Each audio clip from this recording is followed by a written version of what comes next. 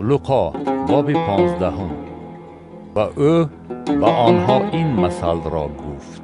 شخص دو پسر داشت و خردی آنها به پدر گفت: ای پدر، آن قسم مال و ملک را که باید به من رسد به من ده. و پدر دارایی خود را به آنها تقسیم کرد. بعد از چند روز پسر خردی هر آنچه داشت جمع کرده و کشور دوردست رفت و در آنجا دارایی خود را در عیش و نوش اسراف نمود. وقتی که همش را صرف کرد، قحطی سختی در آن کشور روی داد و او به محتاجی دچار شد و رفته خدمتگار یکی از ساکنان آن کشور شد که وی او را به صحرای خود فرستاد تا که خوکبانی کند. و او آرزو داشت شکم خود را از خرنوبی که خوکان می‌خوردند پر کند، لیکن هیچ کس آن را به او نمی‌داد. عاقبت او به خود آمده گفت: چقدری از مزدوران پدرم نان فراوان دارند، اما من در اینجا از گرسنگی به هلاکت می‌رسم. برخاسته نزد پدرم می‌روم و به وی می‌گویم: ای پدر، من پیش آسمان و پیش تو گناه کردم و دیگر لایق آن نیستم که پسر تو خوانده شوم. مرا چون یکی از مزدورانت قبول کن.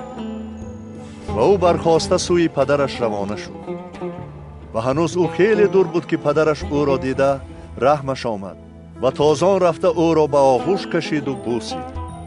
و پسر به وی گفت: ای پدر، من پیش آسمان و پیش تو گناه کردم و دیگر لایق آن نیستم که پسری تو خوانده شوم. اما پدر به غلامان خود گفت: لباس بهترینی آورده به او بپوشانید و انگشترین به دستش و موزه به پایهایش بدهید و گساله آخری را آورده سر برید، بخوریم و دماغ چاقی کنیم. زیرا که این پسرم مرده بود و زنده شد، گم شده بود و یافت شد. و به دماغ چاقی شروع کردند. لیکن پسر کلانی وی در صحرا بود و هنگامی که برگشته به خانه نزدیک شد، صداهای سرود و سرور به گوشش رسید. و یکی از خدمتگاران را جیغ زده پرسید که این چی معنا دارد؟ وی به او گفت: برادرت آمد و پدرت گساله آخری را سر برید، چون که او را صحت سلامت دید.